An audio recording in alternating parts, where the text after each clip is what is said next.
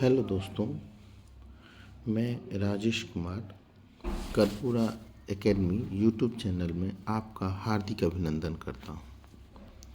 आज मैं पुनः एक नया वीडियो जो बिहार बोर्ड द्वारा मॉडल पेपर जारी किया गया था उसका मॉडल सेट 4 अकाउंटेंसी पेपर का लेकर के आया हूँ। इसमें 1 से लेकर 100 तक है। मैंने इससे पहले एक मॉडल सेट 1, मॉडल सेट 2 और मॉडल सेट 3 जारी किया था और आशा करता हूँ जो वह वीडियो आप लोगों को अच्छा लगा होगा, क्योंकि उसमें कमेंट भी बहुत सारे आए थे। अब मैं मॉडल सेट 4 लेकर आया हूँ और देखता हूँ इसमें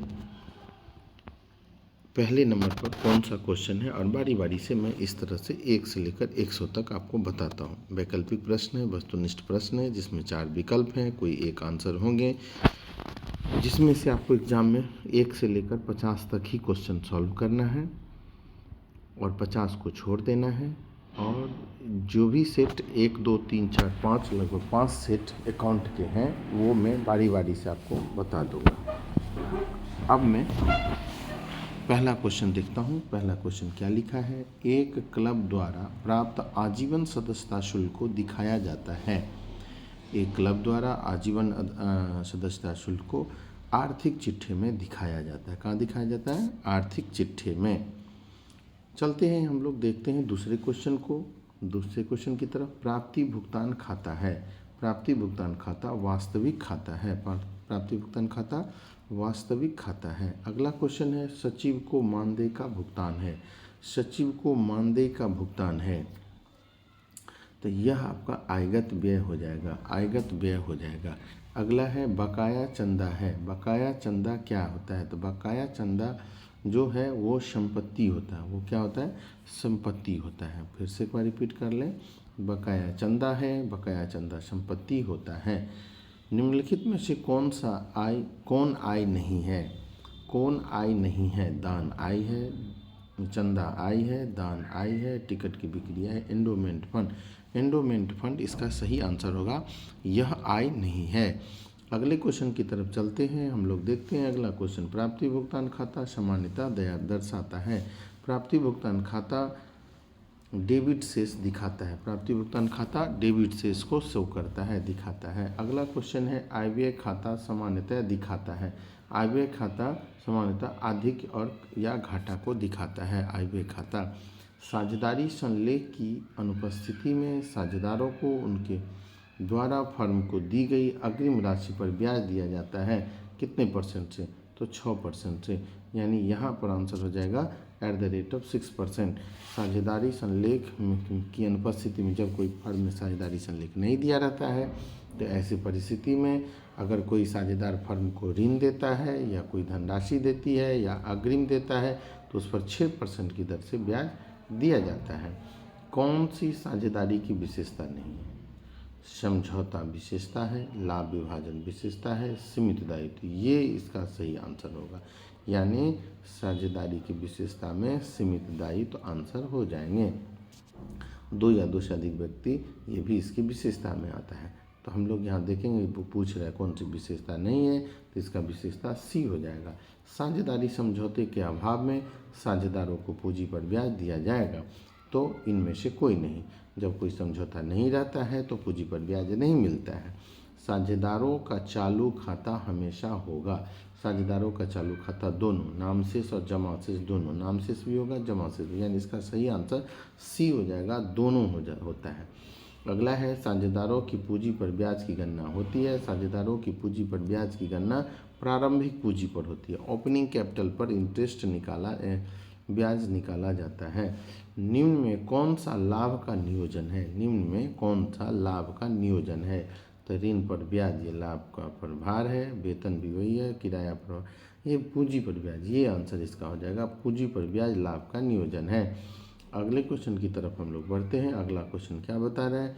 जो किसी साझेदारी संलेख के अभाव में किसी फर्म के लाभ हानि को बांटते हैं। साझेदारी संलेख के अभाव में लाभ हानि को समान रूप में बांटा जाता है, इक्वल। यहाँ पर इक्वल रेशियो हो जाएगा, जो भी है वो बराबर बराबर आपको बांटने हैं।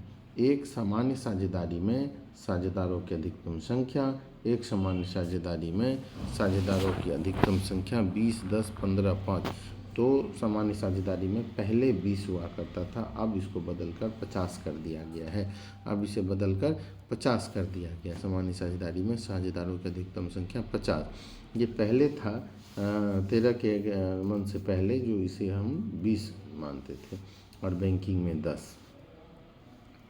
अगले क्वेश्चन पर हम लोग आते हैं।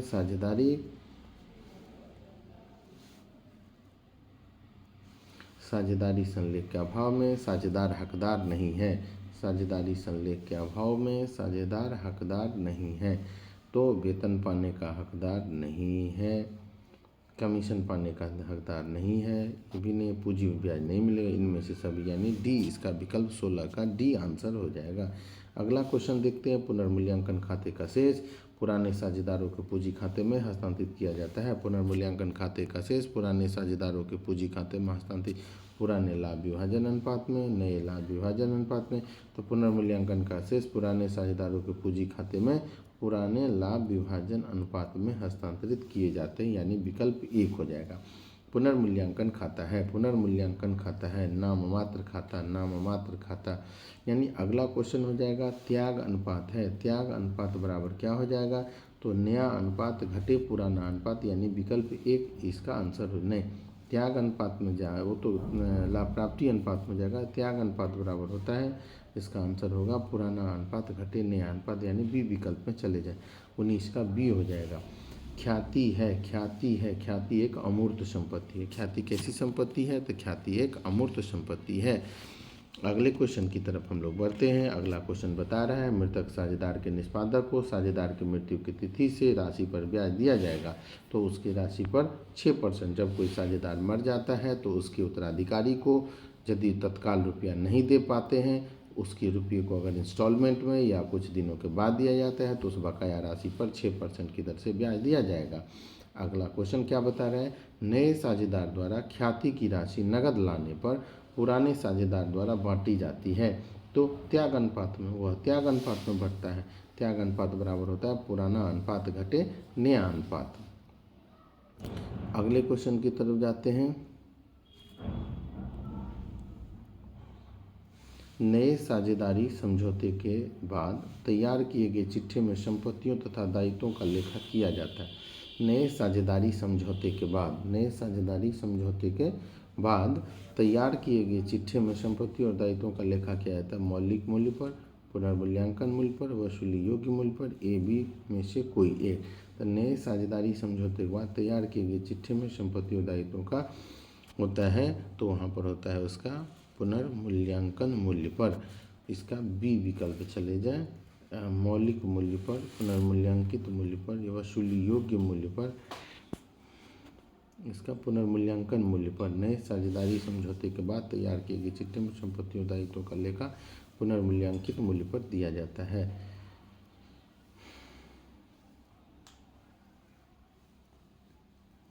अगला है निम्न में से कौन सी संपत्ति एक नए साझेदार के प्रवेश के समय पर अनिवार्यतः पुनर्मूल्यांकित किया जाता है?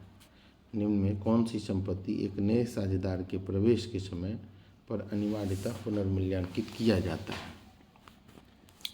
तो रहतिया, अस्थायी संपत्ति, निवेश और ख्याति। तो ख्याति।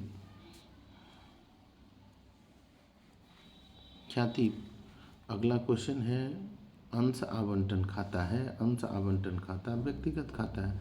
अंश आवंटन खाता व्यक्तिगत खाता है। समता अंशधारी होते हैं, समता अंशधारी होते हैं कंपनी के, वो स्वामी होते हैं, स्वामी होते हैं। दायित्वों की कुल राशि में सम्मिलित होती है, दायित्वों की कुल राशि में चुकता पूंजी शामिल होती है। अगला क्वेश्चन हमारा होगा अंशधारी प्राप्त करते हैं। अंशधारी प्राप्त करते हैं, तो अंशधारी क्या प्राप्त करते हैं? तो लाभांश प्राप्त करते हैं। टेबल एफ के अनुसार बकाया याचना पर ब्याज की दर प्रभावित है। टेबल एफ के अनुसार बकाया याचना पर प्रभावित ब्याज की दर प्रभावित होती है। तो बकाया याचना पर पहले 5% था, अब इसका 10% हो गया। 10% कॉल सीनियर पर, नए प्रावधान के अनुसार 10%। अगले क्वेश्चन में जाते हैं हम लोग। अगला क्वेश्चन है पुनर्मूल्यांकन खाता किस समय तैयार किया जाता है? पुनर्मूल्यांकन खाता इनमें से सभी, प्रवेश के समय, अवकाश के समय, मृत्यु के समय, इनमें से सभी, इनमें से सभी इसका आंसर हो जाएगा। अगला क्वेश्चन है, निम्न में कौन कंपनी की पंजीकृत पूंजी कौन सी है? निम्न में से कंपनी की पंजीकृत पूंजी कौन सी है? तो अधिकृत पूंजी को पंजीकृत पूंजी कहा जाता है। ऑथोराइज कैपिटल, ऑथोराइज कैपिटल को ही nominal capital, registered capital, authorise capital, इन नामों से इसे जाना जाता है। इसलिए पंजीकृत पूंजी का अधिकृत पूंजी। ऋण पत्र है, ऋण पत्र है तो ऋण का प्रमाण पत्र, ये इसका पहला विकल्प हो जाएगा। ऋण का प्रमाण पत्र, ऋण पत्रधारी होते हैं कंपनी के लेनदार। ऋण पत्रधारी कौन होते हैं? कंपनी के लेनदार। ऋण पत्रधारी होते हैं कंपनी के लेनदार। ऋण पत्रधारी कौन होते हैं? कंपनी के लेनदार। ऋण पत्रों पर ब्याज की दर होती है 12%, 20%, निश्चित दर। ये इसका सही आंसर हो जाएगा। ये आंसर सब इस सब का गलत है, यानी इसका ऋण पत्र पर ब्याज की दर होती है निश्चित दर से। अगला क्वेश्चन है, ऋण पत्रों का शोधन किया जा सकता है। ऋण पत्रों का शोधन लाभ से, पूंजी से, प्रावधान से या इनमें से सभी से? तो इनमें से सभी से, यानी इसका डी विकल्प हो जाएगा। ऋण पत्रों के शोधन पर प्रीमियम है, ऋण पत्रों के शोधन पर प्रीमियम है तो व्यक्तिगत खाता, वास्तविक खाता, नाममात्र खाता या उचंती खाता? ऋण पत्रों के शोधन पर, ऋण पत्रों के शोधन पर प्रीमियम है तो व्यक्तिगत खाता, व्यक्तिगत खाता में चले जाएं। अगला है, ऋण पत्रों के शोधन पर अधिलाभ होता है, अधिलाभ खाता है। ऋण पत्रों के शोधन पर अधिलाभ खाता है संपत्ति, व्यय, दायित्व और आय। ऋण पत्रों के शोधन पर, ऋण पत्रों के शोधन पर अधिलाभ खाता है संपत्ति नहीं, दायित्व नहीं, आय नहीं, व्यय हो जाएगा। व्यय में इसे आप डाल दें। अगले क्वेश्चन की तरफ हम लोग चलते हैं। चालू संपत्ति में शामिल है, चालू संपत्ति में स्टॉक शामिल है, देनदार शामिल है, रोकड़ शामिल है, इनमें से सभी। इसका आंसर इनमें से सभी हो जाएगा, यानी आप इसके आंसर पर चले जाएं, इनमें से सभी। सामान्यतया दिया हुआ है, सामान्यतया लाभांश सामान्यता दिया जाता है। लाभांश सामान्यता अधिकृत पूंजी पर, जिन्हें निर्गमित पूंजी पर, जिन्हें प्रदत्त पूंजी पर, जिन्हें याचित पूंजी पर, प्रदत्त पूंजी पर। यहाँ पर हो जाएगा प्रदत्त, पेड अप कैपिटल पर ये दिया जाता है, ये सही हो जाएगा, सी आंसर। ऋण पत्रों पर ब्याज है, ऋण पत्रों पर ब्याज है संचालन ब्याज, प्रत्यक्ष ब्याज और प्रत्यक्ष ब्याज या इनमें से सभी। ऋण पत्रों पर ब्याज क्या कहलाता है? ऋण पत्रों पर ब्याज जो होता है अप्रत्यक्ष ब्याज, इनडायरेक्ट एक्सपेंसेज, इनडायरेक्ट एक्सपेंसेज के अंतर्गत आ जाता है ऋण पत्रों पर ब्याज। अगला है, रोहन और सोहन 3:2 के अनुपात में लाभ बांटते हैं। रोहिणी को साझेदार के रूप में अंश दिया जाता है, वे 1/5 पाते हैं। यदि रोहिणी 3/20 रोहित से और रोहन से 1/20 लेकर नया लाभ विभाजन अनुपात होगा। तो यहाँ पर हम लोग नए अनुपात की गणना कैसे करेंगे, तो यह देख लेते हैं नया अनुपात कैसे हो, कितना हो जाएगा। तो हमारा यहाँ पर दोनों से जो 1/5 भाग, यदि रोहिणी 3/20 रोहित से लेता है तो आप क्या कर दीजिए, और रोहित में से, रोहित का 3/5 है, इसमें से 3/20 को लेस कर देंगे। तो यानी यहाँ हो जाएगा 20 लघुत्तम हो जाएगा एलसीएम।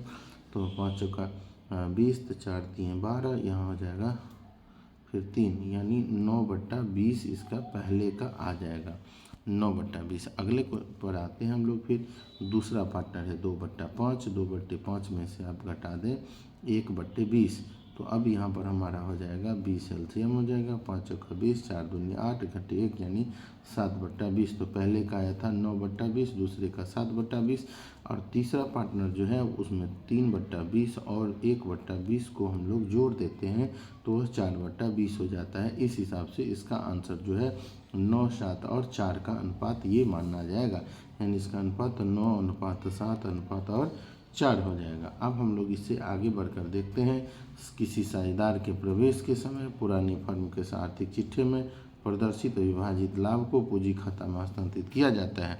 तो यहाँ देखेंगे पुराने साझेदारों को पुराने लाभ विभाजन अनुपात में, पुराने साझेदार को नए लाभ है, तो किसी साझेदार के प्रवेश के पुराने फर्म के आर्थिक चिट्ठा में प्रदर्शित अविभाजित लाभ को पुराने साझेदारों को पुराने लाभ विभाजन अनुपात में, ए विकल्प में आप चले जाएं।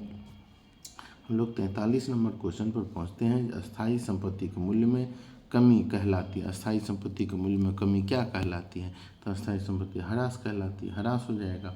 एक नए साझेदार के प्रवेश पर संपत्ति के मूल्य में कमी को डेबिट किया जाता है। तो एक नए साझेदार के प्रवेश पर संपत्ति के मूल्य में कमी को, संपत्ति का मूल्य अगर कम हो जाता है तो किस चीज़ को डेबिट किया जाता है? तो यहाँ पर हो जाएगा नए साझेदार संपत्ति के मूल्य में कमी को लाभ हानि समायोजन खाता, ये तो हो जाएगा लाभ हानि समायोजन खाता में डेबिट किया था। ए विकल्प में चले जाए। अगले क्वेश्चन की तरफ हम लोग आते हैं। 45 नंबर क्वेश्चन बताए, एक साझेदार की मृत्यु की दशा में संचित लाभ व हानियाँ साझेदारों द्वारा बांटी जाती है, उनके पुराने लाभ विभाजन अनुपात में। ये ए विकल्प सही होगा। ए विकल्प में चले जाएं। ए इसका आंसर हो जाएगा पुराने लाभ विभाजन अनुपात में। अगला क्वेश्चन हमारा है, फर्म के विघटन पर बैंक अधिविकर्ष को हस्तांतरित किया जाता है। तो फर्म के विघटन पर बैंक अधिविकर्ष को बैंक में, जी नहीं, वसूली खाता में, जी इसका आंसर हो जाएगा वसूली खाता में। बी विकल्प इसका आंसर हो जाएगा। कंपनी अधिनियम के अंतर्गत के प्रावधानों के अंतर्गत एक कंपनी निर्गमित कर सकती है। कंपनी अधिनियम के प्रावधानों के अंतर्गत एक कंपनी क्या निर्गमित कर सकती है? केवल समता अंश, जी नहीं, समता पूर्वाधिकार, जी दोनों। ये इसका आंसर बी विकल्प हो जाएगा। अब 47 के बी में चले जाएं। अगला क्वेश्चन हमारा है, अंश पूंजी की वास्तविक राशि है। अंश पूंजी की वास्तविक राशि है अधिकृत पूंजी, निर्गमित पूंजी, अभिदत्त पूंजी या चुकता पूंजी। तो चुकता पूंजी हो जाएगा इसका आंसर। वास्तविक राशि चुकता पूंजी, डी विकल्प में चले जाएं। जब्त किए गए अंशों के पुनः निर्गमन के पश्चात अंशहरण खाते के शेष को हस्तांतरित कर दिया जाता है। तो जब्त किए गए अंशों के पुनः निर्गमन के पश्चात अंशहरण खाते के शेष को हस्तांतरित कर दिया जाता है, तो उसे कैपिटल रिजर्व में ट्रांसफ़र कर दिया जाता है। इसका आंसर बी विकल्प हो जाएगा। यानी आप इसके बी विकल्प में चले जाएं, पूंजी संचय खाता में। अगला क्वेश्चन हमारा, ऋण पदधारी होते हैं कंपनी के ग्राहक, जी नहीं, कंपनी का मालिक, जी नहीं, कंपनी के लेनदार, यानी सी विकल्प हो जाएगा। यानी 50 का सी हो जाएगा आंसर। अब हम लोग अगले क्वेश्चन की तरफ चलते हैं। आजीवन सदस्यता शुल्क दिखाया जाता है। आजीवन सदस्यता शुल्क प्राप्ति भुगतान खाते में, जी, स्थिति विवरण के दायित्व पक्ष में, जी, ए और बी दोनों। यानी इसका आंसर डी विकल्प हो जाएगा। आय व्यय खाता यहाँ पर ये गलत हो जाएगा। आय का व्यय पर अधिक कहलाता है। आय का व्यय पर अधिक कहलाता है, यानी सरप्लस हो जाएगा। आय का व्यय पर अधिक सरप्लस कहलाता है। अगले क्वेश्चन की तरफ हम लोग चलते हैं। 53 नंबर क्वेश्चन क्या बता रहा है वो देखते हैं।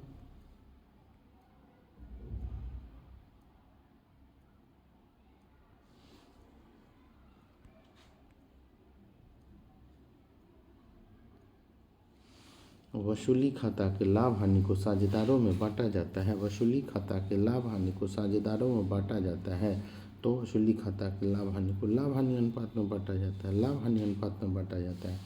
अगला क्वेश्चन हमारा बता रहा है, जो आय विवरण क्या दर्शाता है? तो आय विवरण पुस्तकों की शुद्धता, एक निश्चित अवधि का लाभ हानि, रोकड़ बही का शेष। तो यानी आंसर यहाँ आय विवरण एक निश्चित अवधि का लाभ हानि, बी विकल्प में चले जाएं। अगले क्वेश्चन की तरफ हम लोग रुख करते हैं। प्राप्ति भुगतान खाता है। प्राप्ति भुगतान खाता है रोकड़ विवरण। प्राप्ति भुगतान खाता कैसा विवरण है? रोकड़ विवरण है। चालू संपत्ति 1:2, चालू दायित्व 25,000, तो चल संपत्ति का मूल्य होगा। तो यहाँ पर हो जाएगा करेंट एसेट्स कितना निकलेगा? तो आप यहाँ देख सकते हैं करेंट रेशियो बराबर होता है करेंट एसेट्स बट्टा करेंट लायबिलिटी। तो यहाँ पर रेशियो दिया है 1/2 और आपका लायबिलिटी दिया है करेंट एसेट्स बट्टा 25,000। तो यहाँ पर करेंट एसेट्स जो हो जाएगा आपका 12,500। यानी यहाँ देखेंगे इसके बी विकल्प में चले जाएं, इसका लायबिलिटी 12,500 हो जाएगा। इसका आधा 2 का आधा 1 है, इसलिए 25 का आधा 12,500। कंपनी का वार्षिक रिपोर्ट निर्गत किया जा सकता है संचालकों के लिए, प्रबंधन के लिए, अंशधारियों के लिए, अंकेक्षकों के लिए। तो अंशधारियों के लिए वार्षिक रिपोर्ट अंशधारियों के लिए निर्गत किया जाता है। हम लोग अगले क्वेश्चन की तरफ जाते हैं। वित्तीय विवरणों के निर्वचन में शामिल होता है आलोचना विश्लेषण, तुलना प्रवृत्ति विश्लेषण, निष्कर्ष निकालना या इनमें से सभी। तो हम लोग देखते हैं इसके बाद, यानी यहाँ पर इसका आंसर हो जाएगा इनमें से सभी। इनमें से सभी आप डी विकल्प में चले जाएं। एक क्लब द्वारा क्रिकेट मैच के लिए प्राप्त चंदा जाना जाता है। आयगत प्राप्ति, संपत्ति, उपार्जित आय या पूंजीकृत प्राप्ति। तो क्लब द्वारा क्रिकेट मैच के लिए प्राप्त चंदा क्रिकेट मैच के लिए प्राप्त चंदा क्या माना जाता है? यदि हम एक क्लब द्वारा क्रिकेट मैच के लिए अगर हम चंदा रिकवर कर रहे हैं तो वो हमारे लिए आयगत प्राप्ति कहलाता है। इसके बाद हम लोग बढ़ते हैं आगे। सामान्य लाभ पर औसत लाभ का अधिक क्या कहलाता है? सामान्य लाभ पर औसत लाभ का अधिक अधिलाभ कहलाता है, सरप्लस कहलाता है। सरप्लस बराबर average profit minus normal profit. प्राप्ति और भुगतान खाता है। प्राप्ति भुगतान खाता वास्तविक खाता है। गैर व्यापारिक संस्थाओं में देयताओं पर संपत्तियों के अधिक को क्या कहते हैं? देयताओं पर संपत्तियों के अधिक को पूंजी निधि कहते हैं। कैपिटल फंड बराबर होता है assets minus liability. Assets minus liability. अगले क्वेश्चन की तरफ हम लोग चलते हैं। 63 नंबर क्वेश्चन बता रहा है साझेदारों के पूंजी खाते पर ब्याज क्रेडिट किया जाता है। साझेदारों के पूंजी खाते पर ब्याज क्रेडिट किया जाता है लाभ हानि खाता में, ब्याज खाता में, साझेदारों के पूंजी खाता में। तो साझेदारों के पूंजी खाते पर ब्याज क्रेडिट किया जाता है साझेदारों के पूंजी खाते में। साझेदारों के पूंजी खाते में। अगला है साझेदारों का चालू खाता हमेशा होगा। साझेदारों का चालू खाता हमेशा होगा। नाम शेष जमा शेष दोनों में से कोई भी। तो इसका सी आंसर हो जाएगा। 64 का सही आंसर सी होगा। अगले क्वेश्चन पर हम लोग चलते हैं। साझेदारों के पूंजी पर ब्याज की गणना होती है। साझेदारों के पूंजी पर ब्याज की गणना होती है प्रारंभ की पूंजी पर। प्रारंभ की पूंजी पर। प्रारंभ की पूंजी पर। अगले क्वेश्चन की तरफ चलते हैं। साझेदारी संलेख की अनुपस्थिति में साझेदारों को उसके द्वारा फर्म को दी गई अग्रिम राशि पर ब्याज दिया जाता है। साझेदारी संलेख की अनुपस्थिति में साझेदार को उसके द्वारा फर्म को दी गई अग्रिम राशि पर ब्याज दिया जाता है 6% की दर से। अगले क्वेश्चन की तरफ हम लोग बढ़ते हैं। अगला क्वेश्चन है साझेदारी फर्म के पुनर्गठन पर अलिखित देनदारी का लेखा करने पर होगा। साझेदारी फर्म के पुनर्गठन पर अलिखित देनदारी का लेखा करने पर होगा। तो वर्तमान साझेदारों को लाभ, वर्तमान साझेदारों को हानि, वर्तमान साझेदारों को ना लाभ और न हानि। तो यहाँ पर हमारे विचार से यहाँ वर्तमान साझेदारों को हानि हो जाएगा। चूँकि देनदारी देना है तो वो हानि कहलाएगा। अगला है x, y 2, 3 के अनुपात में लाभ बांटते हैं। भविष्य में उन्होंने समान अनुपात में बांटने का निश्चय। कौन साझेदार किस अनुपात को त्याग करेगा? तो यहाँ पर हो जाएगा 2/3 माइनस 1/2। तो यानी 3 2 का लघुत्तम 6 हो जाएगा। 2 दूनी 4 घटे 3 यानी 1/6। तो यहाँ पर त्याग करने वाला साझेदार 1/6 हिस्सा अपना त्याग करेगा। यानी यहाँ जो हमको देखने को मिलता है वह विकल्प कौन इन भविष्य में उन्होंने समान अनुपात में लाभ बांटना तय किया और कौन साझेदार किस अनुपात में त्याग करेगा। तो हम लोग एक बार फिर से एक बार रिपीट कर लें। 2 और 3 तो 5 हो जाएगा। तो यानी हो जाएगा 2/5। वो गलत हो गया था। 2/5 और में से घटा देंगे 1/2। तो अब लघुत्तम हो जाएगा 10। 5 दूनी 10 घटे 2 पंचे 10 यानी माइनस 1/10। तो ये प्राप्त करेगा। तो x प्राप्त करेगा, y त्याग करेगा। तो ये सी विकल्प हो जाएगा। y द्वारा त्याग 1/10 हो जाएगा आंसर। अगले क्वेश्चन की तरफ जाते हैं। साझेदारों के पूंजी खाते पर देय ब्याज प्रभावित किया जाता है।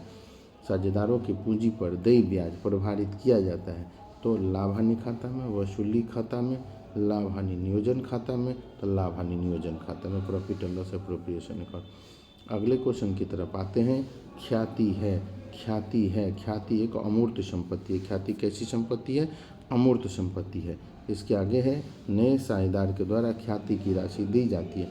नए साझेदार के द्वारा ख्याति दी जाती है पूंजी के भुगतान के लिए, लाभ में हिस्सा पाने के लिए। अब अगले क्वेश्चन की तरफ आते हैं। साझेदारी फर्म के पुनर्गठन पर संपत्तियों के मूल्य में वृद्धि का परिणाम है। संपत्तियों के मूल्य में वृद्धि का क्या परिणाम होता है? तो साझेदारी फर्म के संपत्ति के मूल्य में वर्तमान साझेदारों को लाभ होता है। अगले क्वेश्चन की तरफ आते हैं। नए साझेदार के प्रवेश पर पुराने आर्थिक चिट्ठे में दर्शाए गए सामान्य संचय हस्तांतरित करेंगे। तो नए साझेदार के प्रवेश पर पुराने आर्थिक चिट्ठे में दर्शाए गए सामान्य संचय सभी पुराने साझेदारों के पूंजी खाते में, पुराने साझेदारों के पूंजी खाते में। अगले क्वेश्चन की तरफ हम लोग चलते हैं।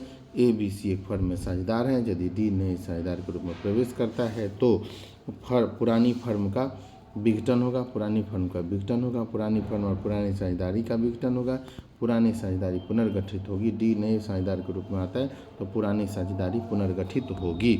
यानी यहाँ पर उत्तर का पुराने फर्म का यहाँ पर जाएगा पुरानी साझेदारी पुनर्गठित होगी। पुरानी साझेदारी क्या होगी? तो पुनर्गठित होगी। अगले क्वेश्चन की तरफ आते हैं हम लोग। पुराने फर्म के विघटन के समय साझेदारों के पूंजी खाते की क्रेडिट बाकी का भुगतान किया जाता है। फर्म के विघटन के समय साझेदारों के पूंजी खाते की क्रेडिट बाकी का भुगतान साझेदारों को किया जाता है। यानी आंसर यहाँ पर हो जाएगा ए आंसर हम लोग चले जाएंगे। अगले क्वेश्चन पर आते हैं। रोकड़ प्रवाह विवरण संबंधित है AS3 से। अगले क्वेश्चन की तरफ हम लोग बढ़ते हैं। ऋण पत्र है, ऋण का प्रमाण पत्र। जब सभी साझेदारों का शोधन कर लिया जाता है तो ऋण पत्र शोधन कोष खाता के शेष को हस्तांतरित किया जाता है। तो वहाँ पर हम लोग उसको सामान्य संचय खाता में हस्तांतरित कर देते हैं। इस पैसे को सामान्य संचय खाता में, यानी बी विकल्प 78 का बी विकल्प हो जाएगा।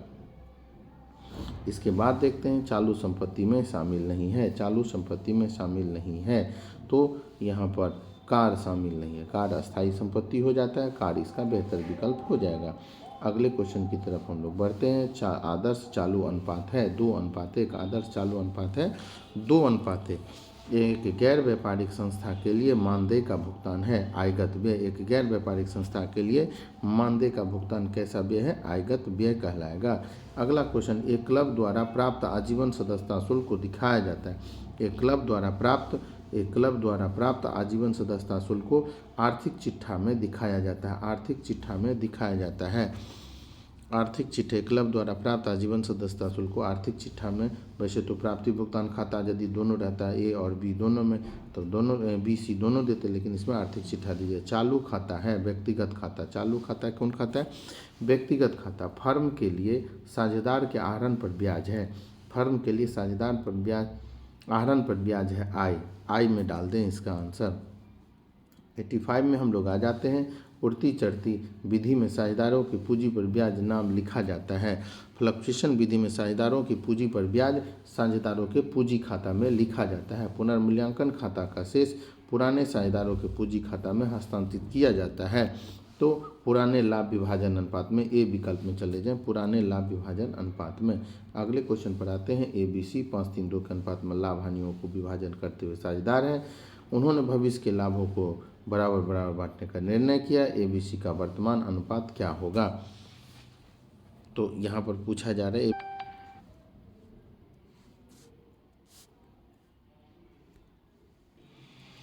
यहाँ आंसर हो जाएगा इनमें से कोई नहीं। यदि ABC 5:3:2 में लाभ हानि को बांटते हुए विभाजन के साझेदारों ने भविष्य के लाभों को बराबर बांटने का निश्चय, तो ABC का वर्तमान अनुपात क्या होगा? तो इनमें से कोई नहीं। अगला क्वेश्चन हो जाएगा आपका, जो सामान्य लाभ पर वास्तविक लाभ का अधिक क्या कहलाता है? तो अधिलाभ कहलाता है। जब नया साझेदार ख्याति की रकम के लिए नकद देता है तो फर्म की बहियों में उस रकम को डेबिट करना चाहिए। तो रोकड़ खाता में उसे डेबिट करना चाहिए।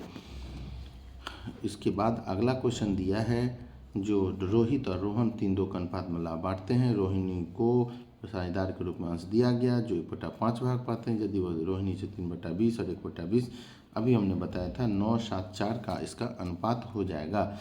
अगले क्वेश्चन की तरफ जाते हैं। किसी साझेदार के प्रवेश के समय पुराने फर्म के आर्थिक चिट्ठा में प्रदर्शित अविभाजित लाभ को पूंजी खाता में हस्तांतरित किया जाएगा। तो उसे कैसे?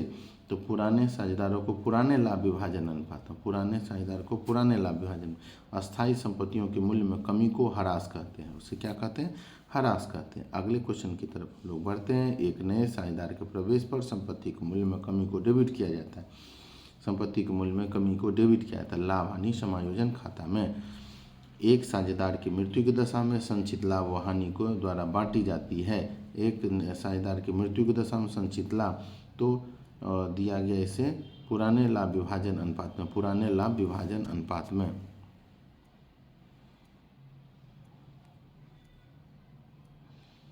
अगला क्वेश्चन हो जाएगा यहाँ पर, फर्म के विघटन पर बैंक अधिविकर्ष हस्तांतरित करेंगे वसूली खाता में। कंपनी अधिनियम के प्रावधानों के अंतर एक कंपनी निर्गमित कर सकती है समता और पूर्वाधिकार अंश दोनों। कंपनी अंश पूंजी की वास्तविक राशि है चुकता पूंजी। अगला क्वेश्चन देखते हैं, जब्त किए गए अंशों के मूल्य पुनः निर्गमित के पश्चात अंशरण खाते के शेष को हस्तांतरित करेंगे तो किस खाते में? तो पूंजी संचय खाता में अंशरण खाते। ऋण प्रधारी होते हैं कंपनी के लेनदार। ऋण प्रधारी कौन होते हैं? कंपनी के लेनदार। इसके बाद है कंपनी की वार्षिक प्रतिवेदन निर्गमित किया जाता है तो अंशधारियों के लिए इसका आंसर सी विकल्प